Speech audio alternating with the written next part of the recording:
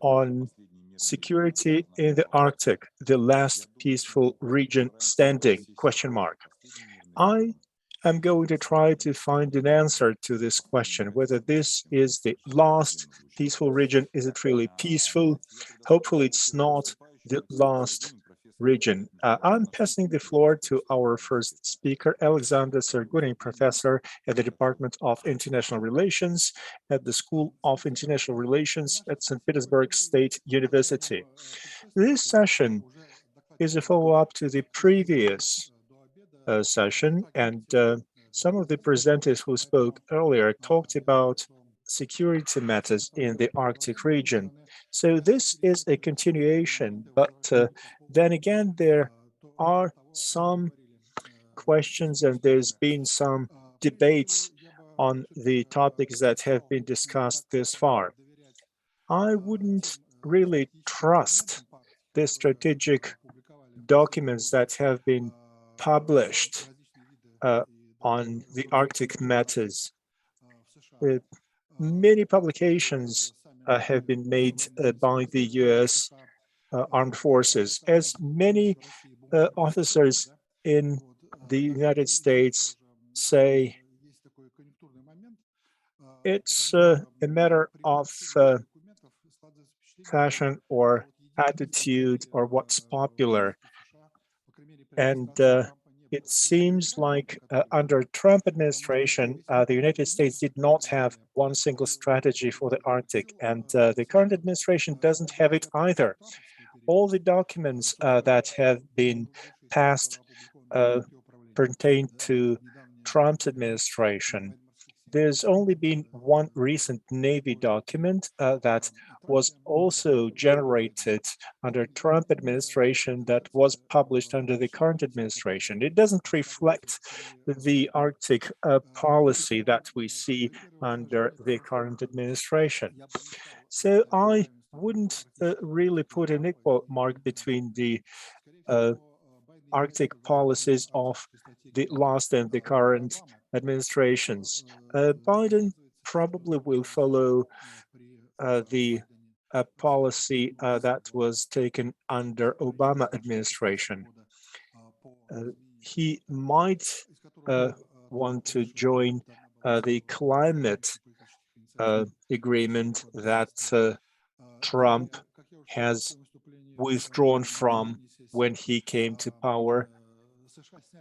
The United States have removed their objections against the Strategic Action Plan in the Arctic Council, and it was passed and adopted under Icelandic chairmanship. They have also withdrawn their objections against the document on scientific cooperation of 2017. The devil is in the detail. There's an additional protocol that describes the areas in which international scientists can work at their national territories, and not all countries would let foreign scientists to their territories.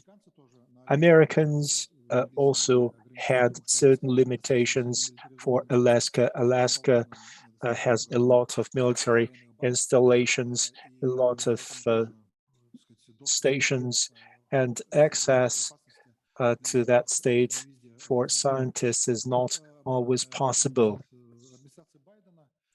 Biden administration decided to accommodate those requests, and we see that scientific collaboration is improving. We'll see how things go. They're also asking for more funds for Arctic studies.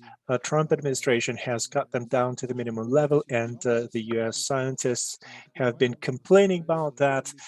President Biden plans to increase funding. The budget for 2022 is stuck between the presidential office and the Congress. They are still in the process of negotiations, and it's too early to say how it's all going to turn out. Biden administration seems to be a more promising partner in the Arctic compared to the previous administration. So it's not so bad. The statement that there is the process of Arctic militarization is probably an overstatement. I cannot think of any new NATO base that would be open in the region in the last 30 years. They have seen structural changes in command,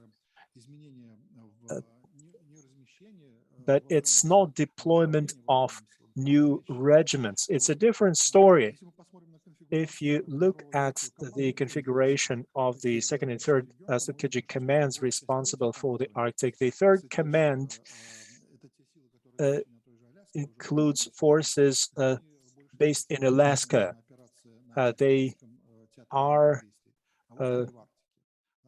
spearheaded towards the Pacific region, not the Arctic. The only thing that I see coming from the West is modernization of the armed forces. NORAD, that is the air defense system that becomes obsolete, and naturally the United States wants to improve the early warning system. We do the same thing. We update our hardware, we use new radars, we are renewing the airfields that have been put on hold in the 1990s. This is not militarization. This is modernization of armed forces, which is an objective need. And all Arctic countries do that without any exceptions. That is a normal part of a life cycle for any armed forces. If you look at the quantities of weapons and troops have been going down. In the Soviet Union, only on Kola Peninsula had 39 nuclear submarines, and they were strategic and multi-purpose. Now we only have 7 strategic submarines and several hunter-killer submarines, a lot less than on the peak of the Cold War. I can say the same about the United States. They are not even planning to deploy the next generation of strategic nuclear submarines. They are only entertaining the idea of developing the next generation and commissioning them in 2040. So there's no dangerous arms race. The Arctic region is on the periphery of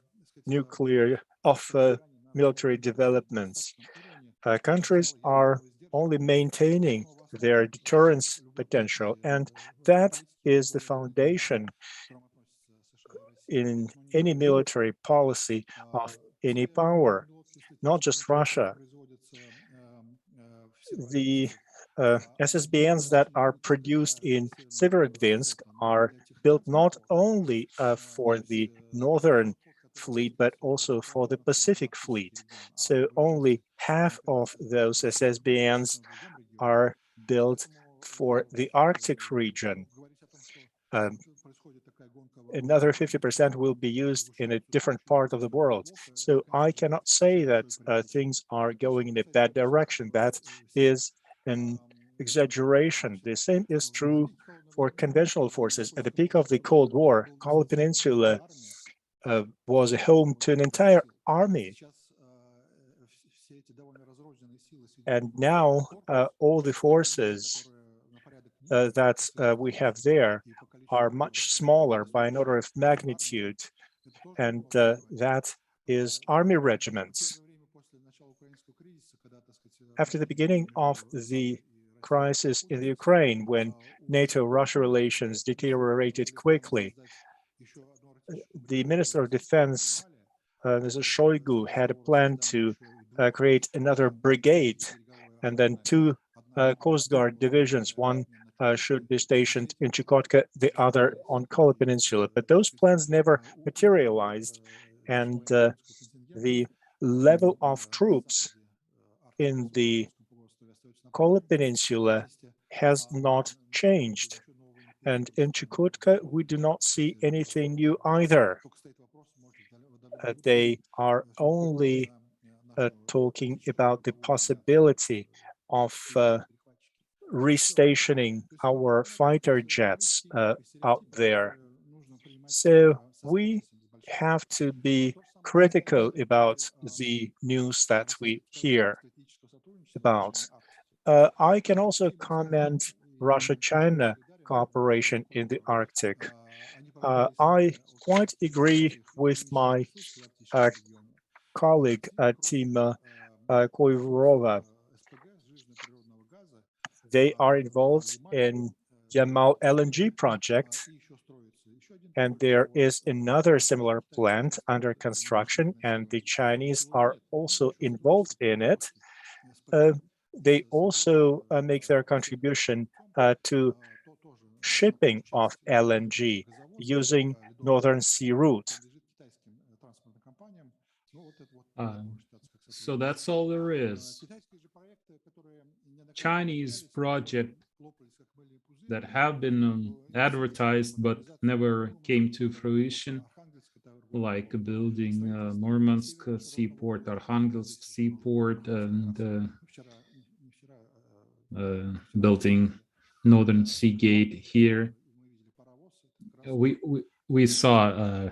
We went there yesterday. We saw this beginning of the old road that there were plans to build a railroad going along Russia's northern coast. The same goes for other huge plans. There was even a Chinese company that wanted to invest $5.5 billion in building this railroad, but then it disappeared. We had a lot of myths and legends about China about to buy part of Iceland, Greenland, or Norway.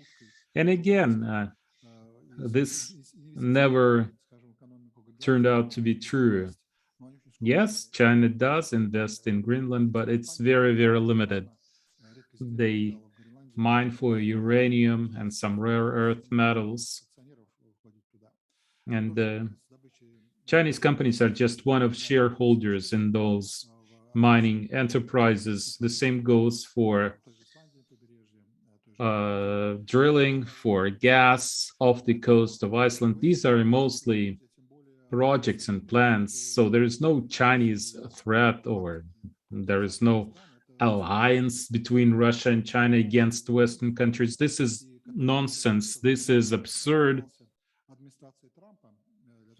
And this was just blown out of proportion by the Trump administration. You know that the defense budget grew substantially under Trump. They had plans to modernize the US Navy. And again, it was just a hot air balloon that got deflated later on. There were plans to build 6 new icebreakers, 3 heavy ones and 3 medium type ones. And this never came to fruition. Currently, they're only talking about 1.5 icebreakers that can realistically be built in the US. Primarily, this is for scientific purposes, not for military purposes or for civilian navigation. So I think hard security issues don't feature high on the agenda in the Arctic today. The primary challenge is climate change, social issues, soft security issues, and the existing system of international institutions with the Arctic Council at its heart is still well able to cope with the challenges we face today in the Arctic. So there is no need to reconsider the architecture. There is no need to change maritime law, including Article 234. It works well. It's not like all the ice is melting and there's a need for Russia and China to establish its sovereign right over its 200-mile zone. Even during the summer, there will be a lot of problems in the Arctic with icebergs, which will only make navigation even more difficult than it is today with the thin ice. It's one thing to navigate with icebreakers, and when you have to maneuver between icebergs, this may be even more difficult. So I'm surprised that Timo pointed to the idea about freedom of navigation, and he compared it to the situation in the South China Sea. I agree, you cannot compare these two seas. And this matter of Article 234, actually, most of serious experts and lawyers and specialists in glaciology on ice in the Arctic, they think those forecasts are not realistic. They have been put forward by people who are not genuine specialists. So it's not like everything's going to melt. There will be no ice left, and all countries will send their ships to the Arctic, and we may have a conflict. It's not realistic. 85% of deposits lie in the exclusive economic zones, and no one can lay their claim to that. And the remaining 15% are so deep, nobody's going to mine for them. If it's 3 or 4 kilometers deep, it will be so expensive, you will never get a return on your investment if you drill for oil or gas. So nobody's going to go there and start drilling at such depths. So I think these fears have been largely exaggerated. And this region has always been an area of cooperation, and it's not the last peaceful region standing. You can find other parts of the world, like the Antarctic, for example. Countries are also able to cooperate very well there. China and some other countries may be a special situation, but for Southern Pacific Ocean, it's still a nuclear-free zone, and countries are able to cooperate very well there. And you can find other places around the world as well where cooperation works. So I'm very optimistic myself.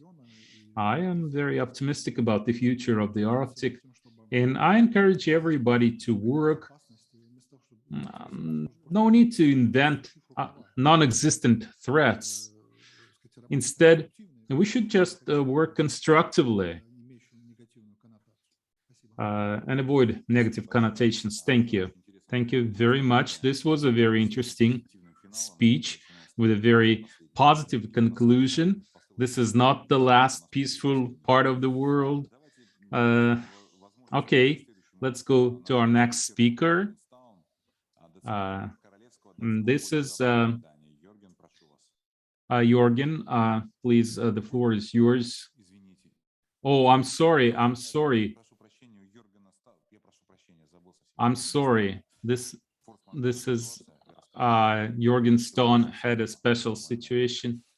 He lost his house just a couple of days ago, and this was not Russia's doing. We had nothing to do with that. Okay, so instead of Jorgen, we go to Andrea Charon, Director of the Center for Defense and Security Studies, University College, University of Manitoba, Canada. Andrea.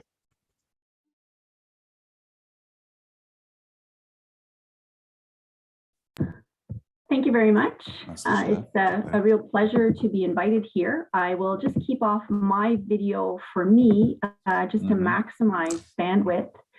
What I want to talk about today is a North American perspective on this issue of the Arctic insecurity. And it's not surprising, being Canadian, of course, the Arctic Council will feature.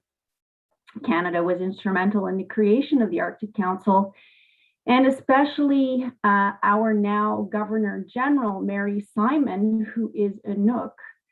she was really the driver behind the idea that we take the existing Arctic environmental protection strategy and add sustainable development. And that focus, those twin foci on environmental protection and sustainable development, have been key to keeping, as has often been quoted, high north, low tensions. We have just celebrated the 25th anniversary, so it's important to understand what it is that the Arctic Council has created that contributes to this high north, low tension. Although I'll add that, if we don't take care to enforce the norms that the Arctic Council has created, that we could find ourselves in a slippery slope to conflict. So what I want to do is three things. First, I want to look at the К сожалению, коллегу из Канады нашу не слышно совершенно. Презентация, видимо, идет. Unfortunately, we can't hear you, Andrea, and we can't see your cam as well. We don't get your video. Перевод слышно у нас? No, can you hear me or just not see me? I kept off my video to maximize bandwidth. Can you hear me?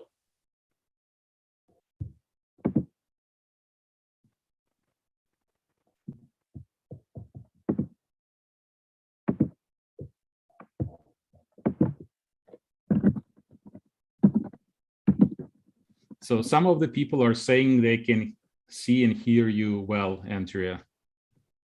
Yeah, most people can hear you well. I think you can continue. Okay, I will though kill my video because I think that can probably help with the bandwidth.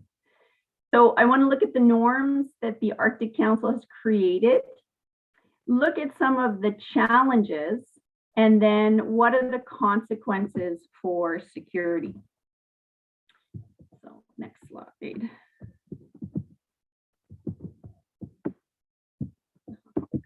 There we go.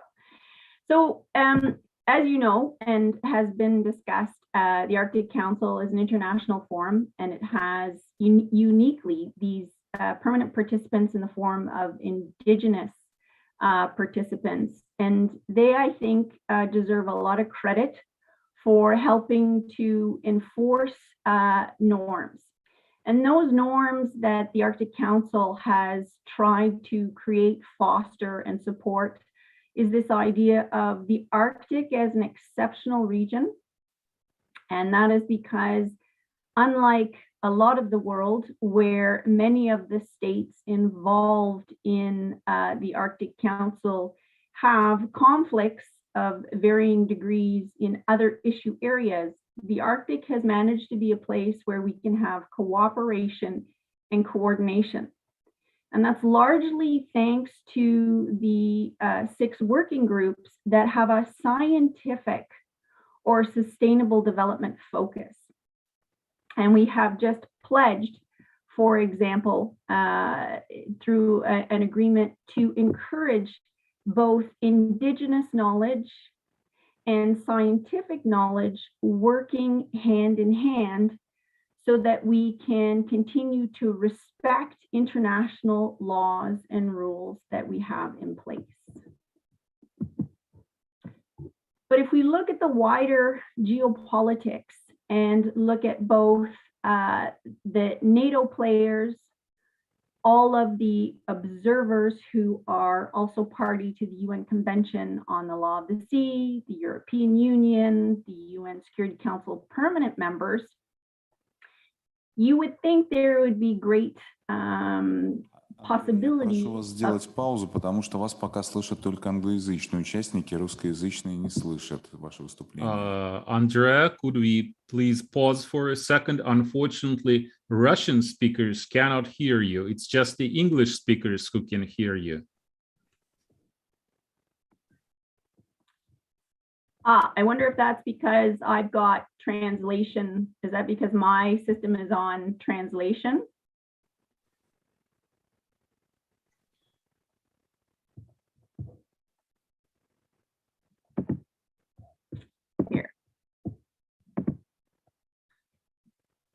Can the Russian speakers hear me now?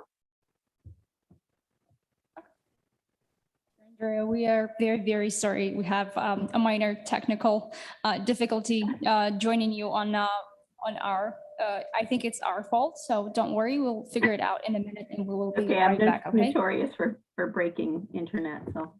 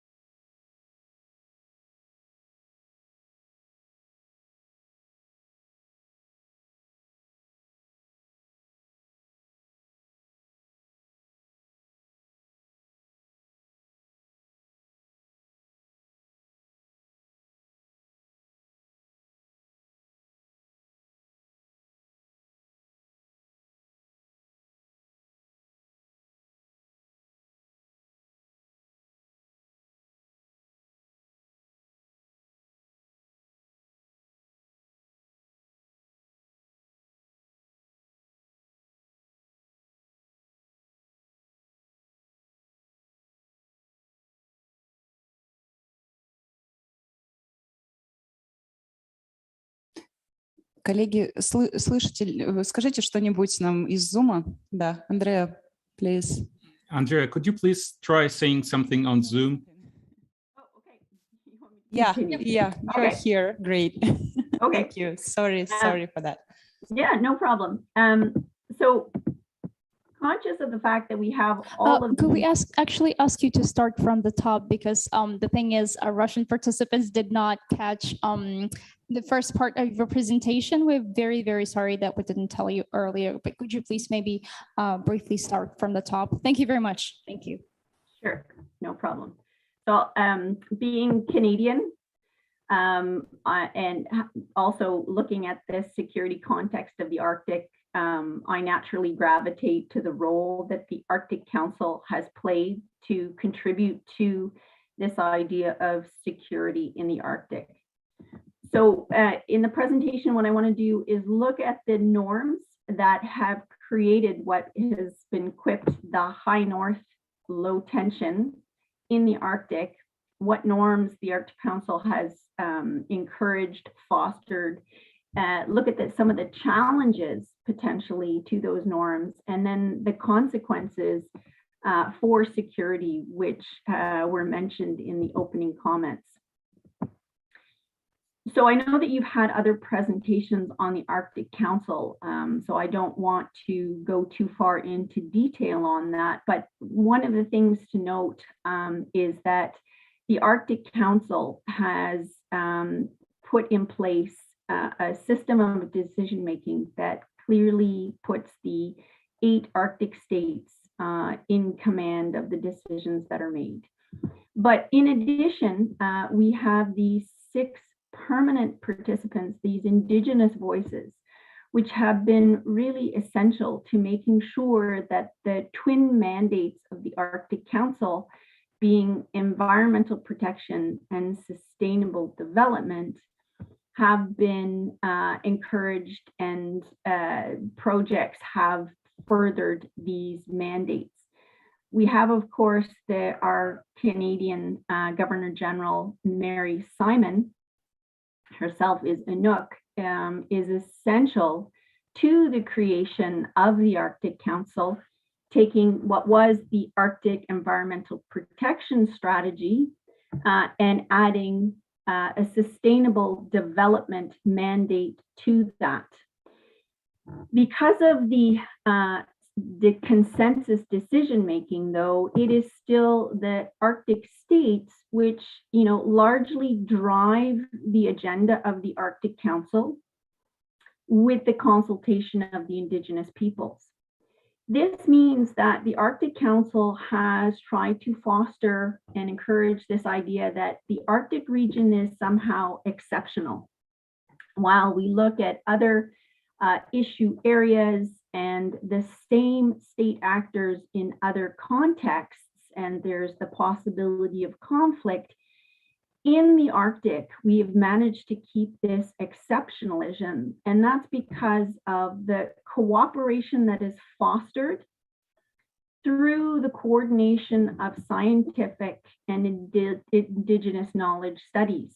And that's thanks, I think, in large part to the 6 working groups of the Arctic Council, which are focused on the environmental protection and sustainable development. And this means that it's science and Indigenous knowledge that is driving the agendas and the problem solving rather than the politics, which can often upend this sort of momentum.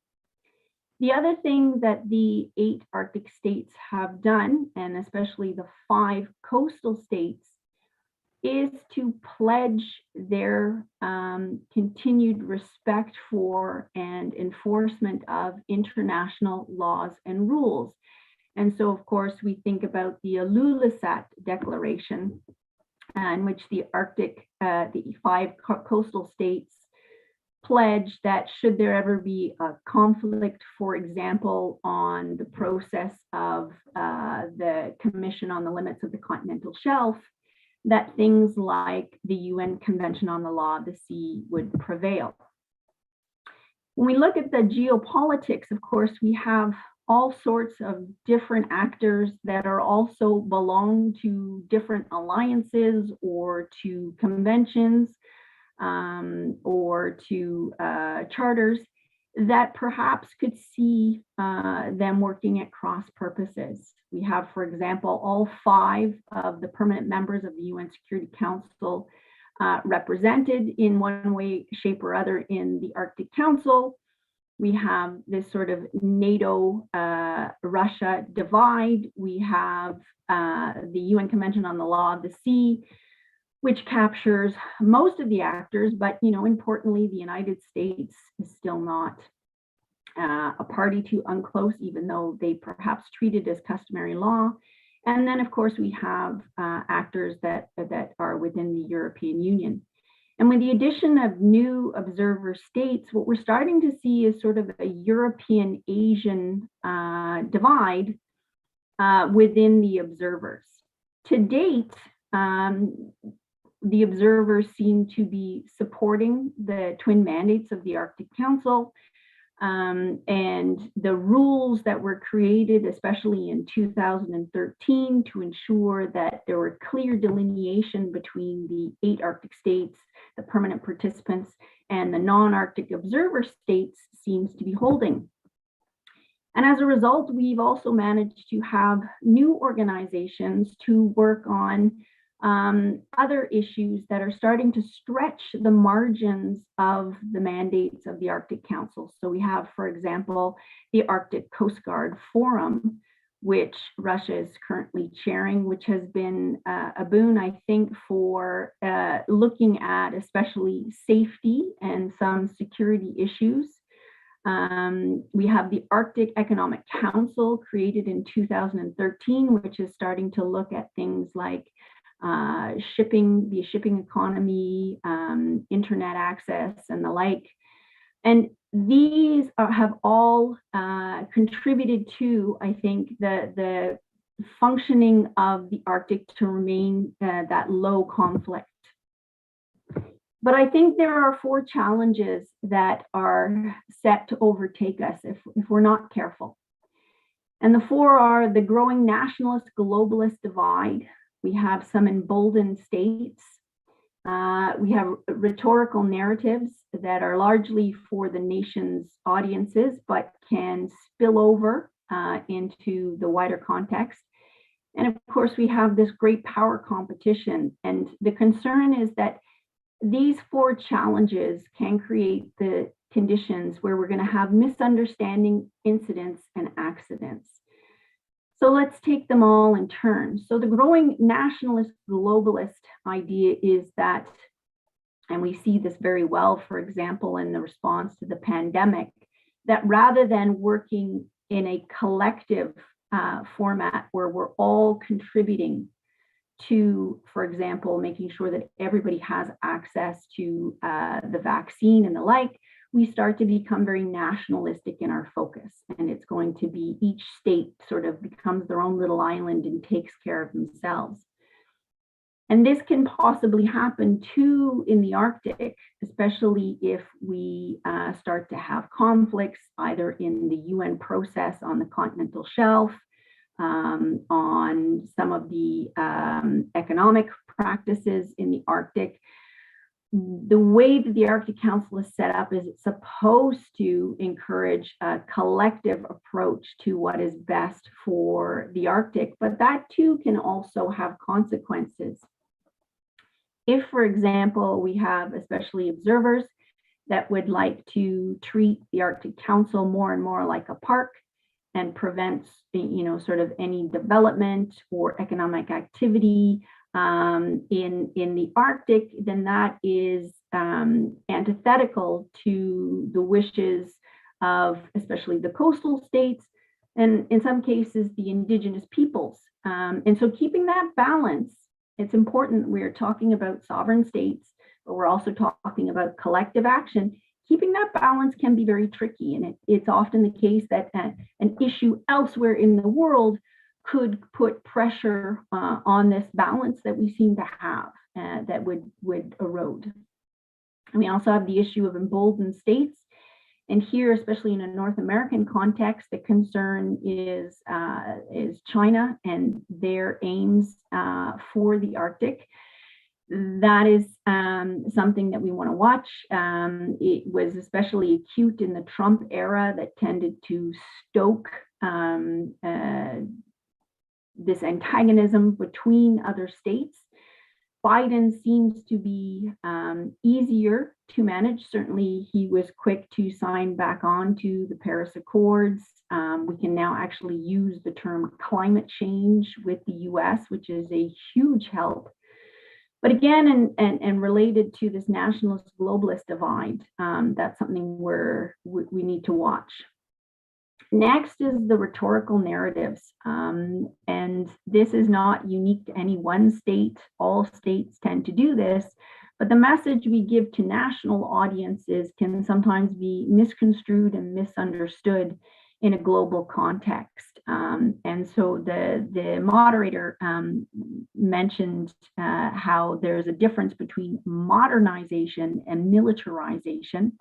Certainly in a Canadian context, we are focused with the US in a NORAD context to renew our North Warning systems, which are coming near their end of life. And of course, they were 1970s technology that were designed for one purpose.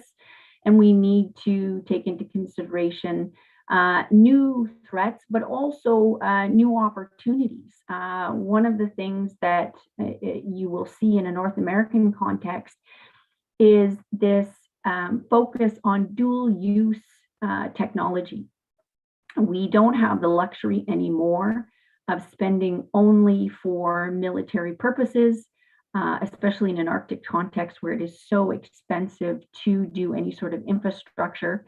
What we need is warning systems that can warn of both military challenges, but also security ones. So can help, for example, in a search and rescue context, can perhaps also collect information about changing weather patterns or pH levels or things associated with methane levels now that we're all supporting this new plan to reduce methane gases. There is also the great power competition. And while this power competition between the US, Russia, and China is felt mostly in other issue areas, especially in places like the South China Seas, it can pervade the cooperation that we have in the Arctic Council. And so there's now talk that perhaps we need to extend the mandate of the Arctic Council to encourage and debate military and other security issues in the Arctic Council. Well, there are two thoughts on that. One is that we actually do discuss security.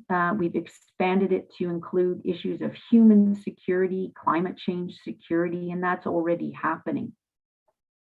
The other is this famous footnote number 1 that was required in the Ottawa Declaration by the US, and that maybe we need to do away with that so that we can actually have a task force or working group that's dedicated to defense issues.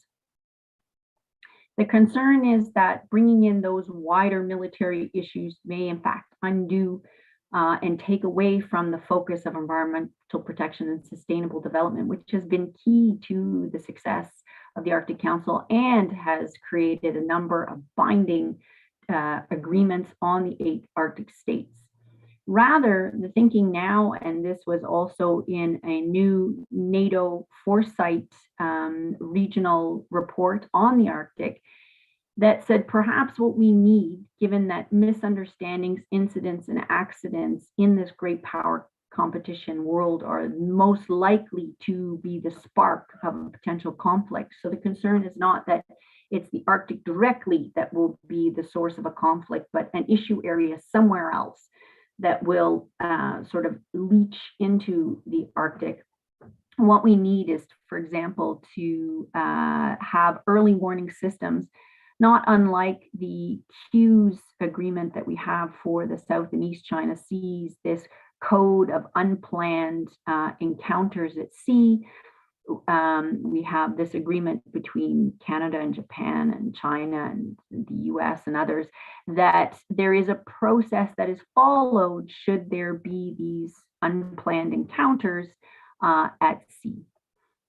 So I'll leave it there, and I'm happy to answer any questions in the question period. But just to conclude by saying that, you know, we are incredibly lucky that we have this organization called the Arctic Council, that we cannot take it for granted, and that those norms and expectations of cooperation, working with Indigenous peoples especially to foster healthier communities, is ultimately going to make the Arctic a secure and safe place, and that we have to try and resist the urge to let other issue areas sort of infect the good that's been done in the Arctic Council. And as the moderator wisely said, that we have to watch that the rhetoric that we use, especially in a national context, doesn't infect the gains we've made in the Arctic Council. Thank you.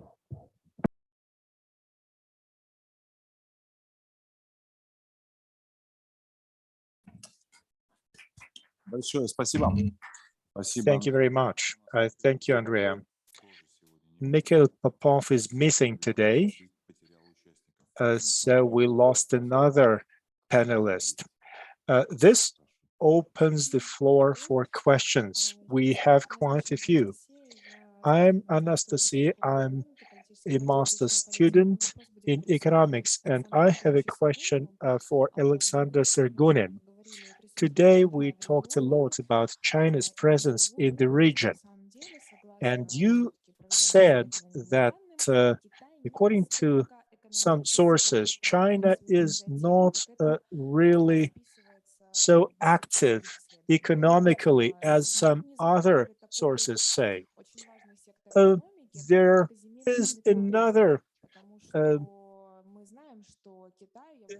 area, though, that is exports of rare earth metals. China accounts for 58% of production of rare earth metals. China produces such metals in Greenland, and it could do the same in Russia. There is a development strategy that covers a long period of time, and in line with some existing plans for development of deposits in Yakutia, maybe they are looking to explore and produce those rare earth metals in the Arctic region together with China? Well, I talked about the interest that China has in Greenland, and I said that they pay attention and they show interest to this field. The government of Greenland wouldn't mind letting Chinese companies do business there, but they experience pressure from the United States and Great Britain, so they rejected those applications, and they only allow Chinese companies to act there when they are members of consortia.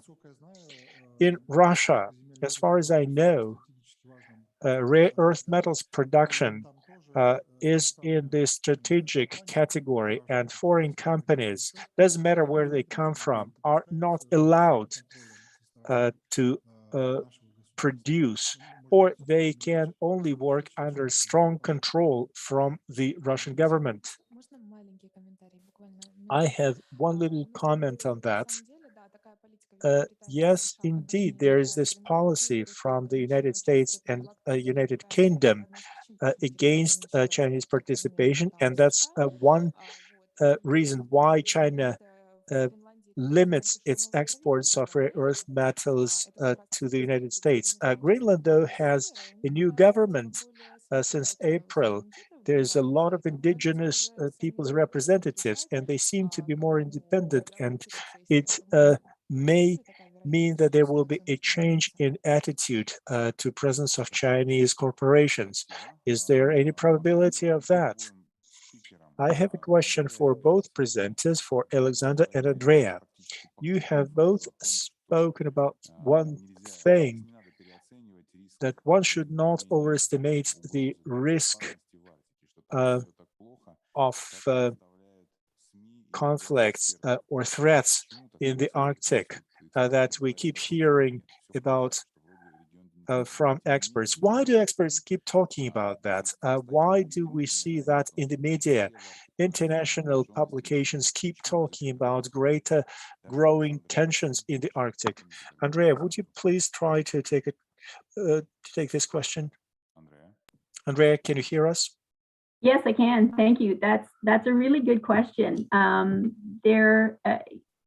It does seem to be this increased attention to the Arctic. And that's for a number of reasons. One, because of climate change, we think perhaps there will be more activity in the Arctic, but it can't be divorced from the wider geopolitical situations. So in international relations, we often look at where are the power centers in the world measured by military might and economic might. And we are transitioning from a unipolar moment when it was the US that was clearly the sort of hegemon of the world system. It had lead rulemaking ability. It had the largest and strongest military in terms of reach. And it was the economic powerhouse. But now we have Russia and especially China that can potentially rival the US. And so in international relations, especially if you subscribe to the realist or the neo-realist school of thinking, this is going to automatically create conditions for increased tensions. And so on the one hand, it's based on a theory. On another, it's based on history. The last time we had more than one hegemon, we were in a Cold War scenario, and that did create tensions. Now, the Cold War is a very different geopolitical environment that we have now. It's not so much ideologically based. It's based on issue areas and things like rulemaking ability. But I think it's also, in some cases, not being able to separate the rhetoric from what's actually happening. People don't give enough attention to the good work that the Arctic Coast Guard Forum is doing to foster cooperation between these Arctic states. We don't give enough credit to the scientists, and in a week where we've just given out multiple Nobel Prizes, we really do have the scientists to thank and now the inclusion of Indigenous knowledge for encouraging forward momentum and problem solving a lot of transnational issues. So I think it's a combination of theory.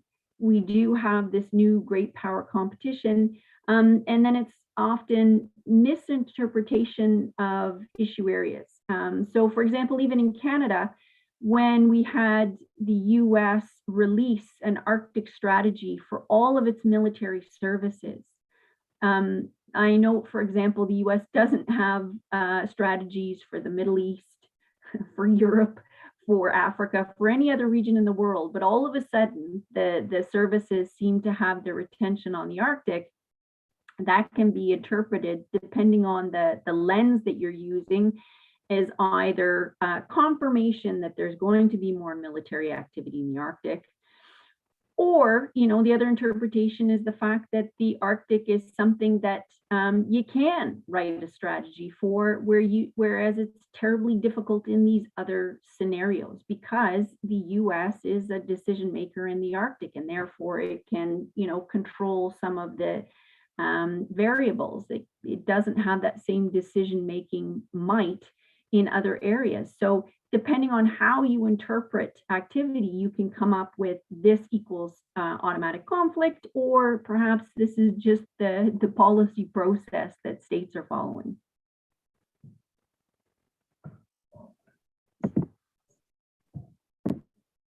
Спасибо. Спасибо, Андрея. Александр, к вам такой же вопрос. Thank you, Andrea. Would you please comment on this? Andrea says that it's a matter of your position, your attitude. Well, your attitude depends on many things. As of the media, they oftentimes increase tensions because of lack of knowledge. They want to sell hot news. They like drama. They want to attract the attention of the audience. Otherwise, nobody would read. They like hot news because it sells well. I believe that this is an example of poor professionalism in journalism. Sadly, there are not many true professional journalists these days. Not so many people that know the stuff they write about. Those who do know, they are not writing about extra high level of threat in the Arctic region. There are experts out there. Some of them are called hawks. They probably have their own agenda. There may be military industry or military forces behind them. In their opinion, they may be lobbying greater and higher military budgets and spending. That is also quite understandable. That is business as usual. So many people are living off national budgets. And of course, there is serious struggle in the field of information. They are struggling for money. When you have more conservative government in office, the role of those people is growing. When you have a government that is more liberal, that is less dependent on military-industrial complex, those experts are not heard so often. Of course, some experts like to write about possible threats. They like to get invited to different conferences and fora. They want to have their place, and they want their name to be known to large audiences. When we talk about serious analysis of international issues, we should not resort to speculations. We should not sell cheap hot news. We need to take a balanced position. We have to be real experts in this if we dare write about such things. If you do thorough analysis, you cannot come to the conclusion that the situation in the Arctic region is really alarming and it's not letting countries cooperate. In fact, I come to the opposite conclusion. I see tremendous potential for cooperation, and I think it is going to keep growing. One clarification question for you, Alexander, as a person who has been involved in Arctic studies for a long time. Do you think this populist attitude is going to win, and then your knowledge will not matter any longer? When people are making serious decisions at the government level, when they have to raise funding for specific projects, when they have to organize things, common sense really wins. You can play with hard facts as much as you want, but when you have to spend taxpayers' money, when you have to make new weapon systems, when you have to build new military infrastructure, it all looks differently. And politicians have to act in a more responsible fashion when they make those decisions. There's a lot of noise in the information space. We see a lot of cheap propaganda that really casts shadow on serious studies. But that's not what really affects the decision-making process. That is the noise that is designed and aimed for the general consumption. People who make real decisions listen to different voices, to different people, and they realize what their responsibility is for the decisions they make. Over to you, Nastya. No. Good afternoon, ladies and gentlemen. Thank you to both presenters. I would like to ask you the following. In the Arctic, there is a lot of critical infrastructure. There's a lot of nuclear bases. What do you think about cyber threats against that infrastructure? Do you think a cybersecurity agenda can be of interest to the Arctic Council at all? Well, let's take this one, and then we will invite others to ask their questions. Andrea, would you take this one? Sure, that's a really good question. I think especially in a Canadian Arctic context, you have to have sufficient cyber infrastructure to worry about it being tampered with. So, one of the problems that we have in the Arctic is very uneven access to infrastructure. And I think this is where the Russian and the Canadian Arctic are more similar. There are parts of Russia that are underdeveloped and have very little infrastructure, and that's the case for much of Canada's Arctic. So before we even worry about cybersecurity, we are still struggling with trying to put in adequate access to cyber infrastructure in the first place. I think that's one of the things that people don't realize is how underdeveloped, much of the Arctic is, especially in a Canadian context. We don't have any deep water ports.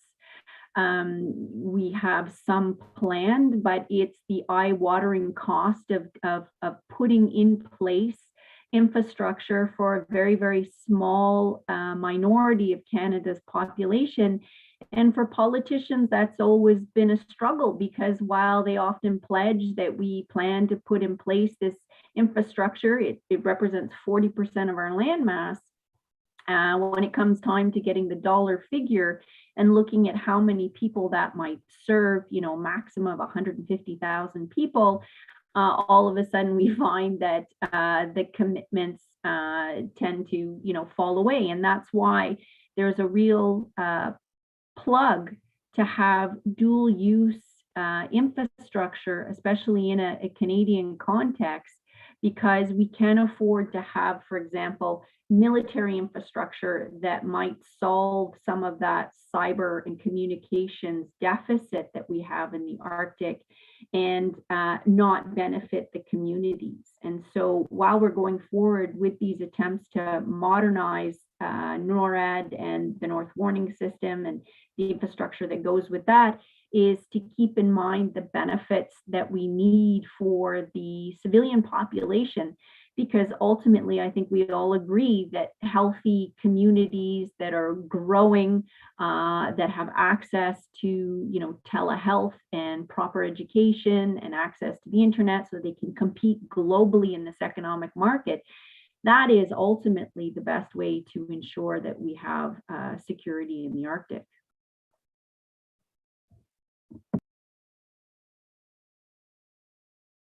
Спасибо, Александр. Да, я согласен. Thank you. Now over to Alexander.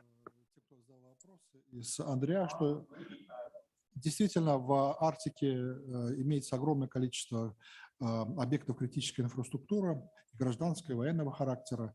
Это и нефтяные платформы, газовые платформы добычи, это и портовые сооружения. В отличие от Канады у нас есть несколько глубоководных портов в арктических широтах. Это и атомные электростанции, атомные станции, в том числе и плавучие, вот недавно появились в Певеке, на Приколе стоит. Это и места хранения ядерных отходов, а также реакторы со списанных подводных лодок и атомных ледоколов. И все эти объекты необходимо защищать. То есть речь даже не только о защите этих критических объектов от кибератак, но просто от физического воздействия, потому что, в принципе, наша служба безопасности, что и террористические атаки возможны, в принципе, этого не следует исключать.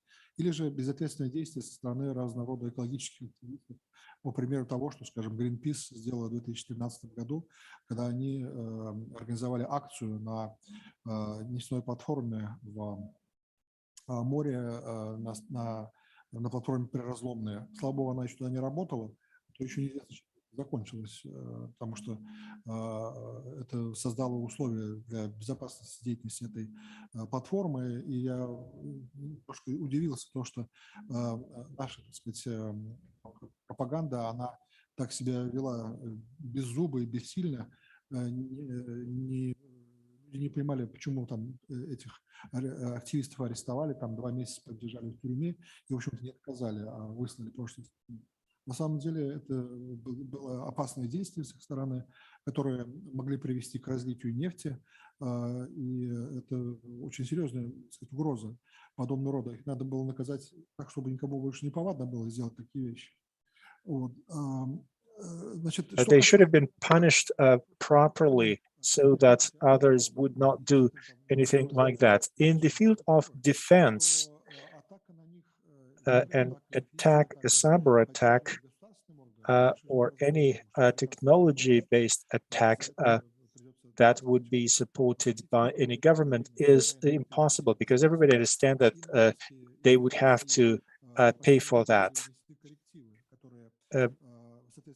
All countries have made adjustments to their postures, and a cyber attack today is treated as a military attack. So irresponsible action by special forces cannot happen any longer.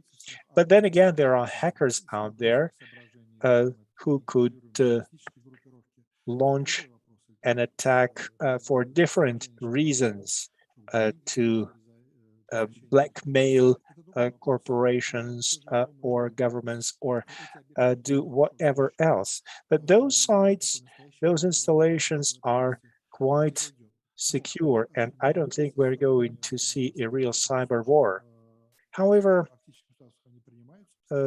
Arctic states take steps towards higher level of security, and we see that the National Guards and Border Guards are getting new capabilities to protect critical infrastructure. That is a new thing that we are witnessing. So the threat is quite real.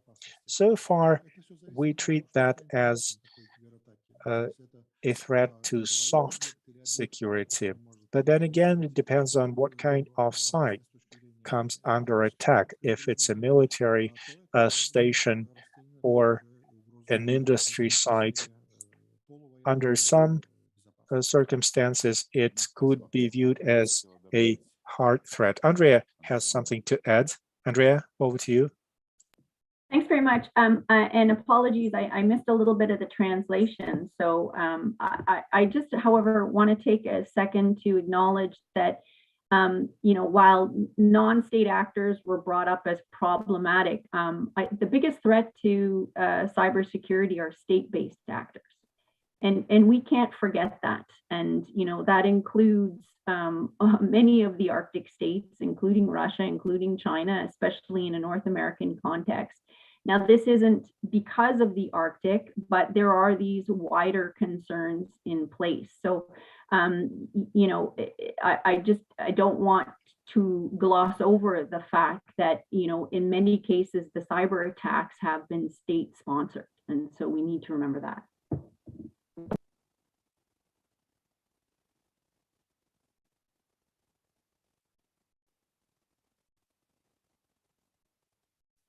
Спасибо. Был еще один вопрос. Thank you. There was another question. Pavel?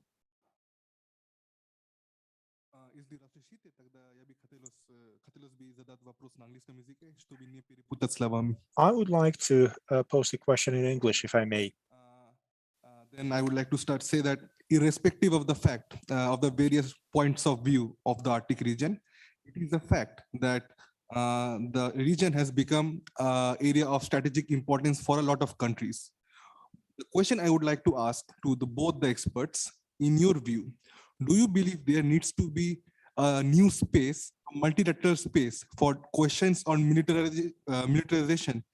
Because the idea of military discussions are not included in the mandate of the Arctic Council. So do you believe there needs to be another forum, or there needs to be another organization which looks after the idea of military activities in the area of Arctic region? Thank you.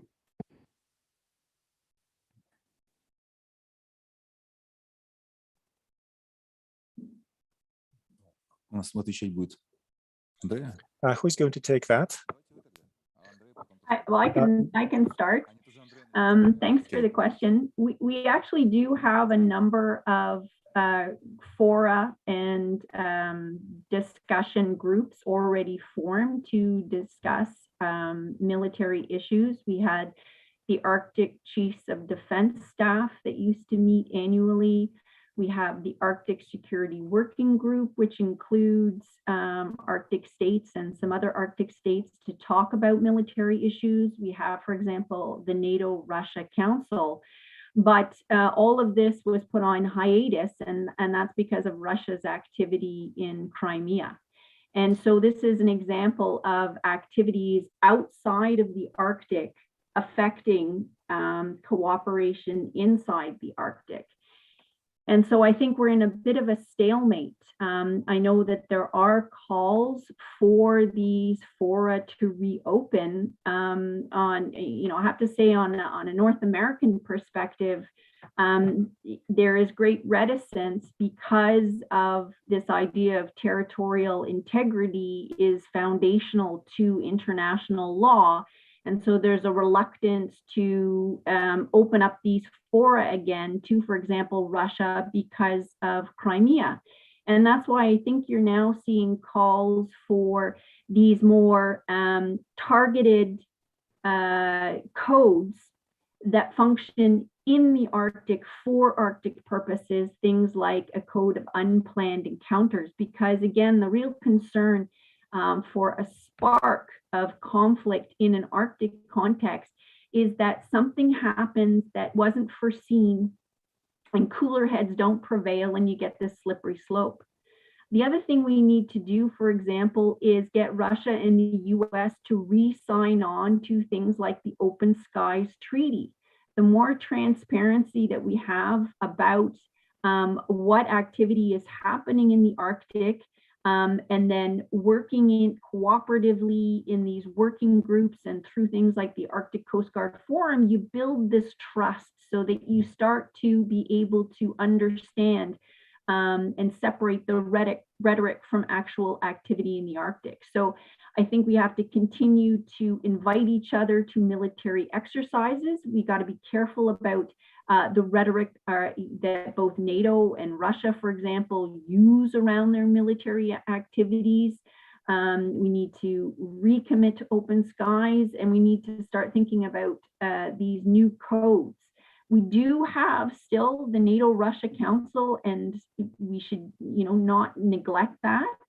But from a North American perspective, the Crimea is a real stumbling block to re-engaging with these other existing Arctic fora. Спасибо, Александр. Я напомню, что на Thank you самом very деле much, Alexander. I'd like to remind you that since the Cold War era, the Arctic region has had a number of confidence-building measures and treaties.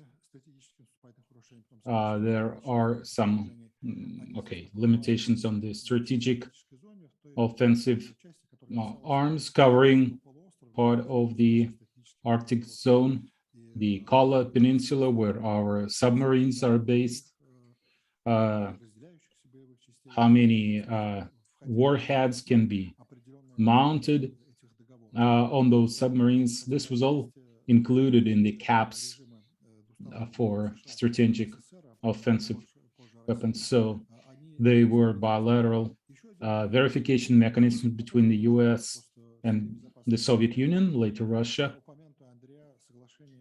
Also, Andrea mentioned an agreement from the Soviet period on incident prevention on high seas. It still exists. It is somewhat forgotten.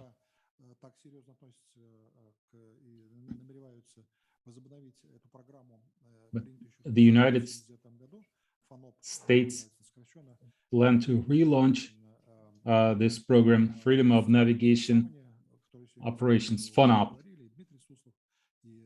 And Dmitry Suslov and Timo mentioned this program. And it's global. It's not just the Arctic. It's all over the world. But in the Arctic, the US doesn't have a lot of resources for that, because most of US military vessels have not been reinforced to operate in Arctic conditions. So the US won't be able to enforce freedom of navigation anytime soon, unless it gets a much bigger fleet of Arctic warships. But if this does happen at some point, this treaty on incident prevention will come in very handy. And then there are 3 formats dealing with security issues. Andrea mentioned them, and some other speakers did as well. Back when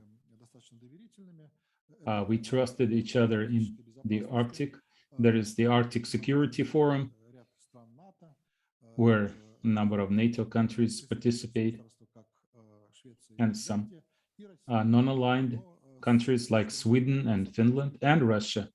But then we were dismissed from this organization. Timo said Russia doesn't want to return to this forum. Actually, this is not true. Russia would like to return to this group, but it has been expelled. And then another format, there are regular meetings between chiefs of general staffs discussing location of their troops, the amount of defense spending, etc., etc. these are regular military confidence building measures. But again, we were expelled from this format as well. And at this point, we can't go back there. We have Ambassador Gorchakov for Arctic affairs, and he mentioned these things recently. Of course, all these formats have limited value because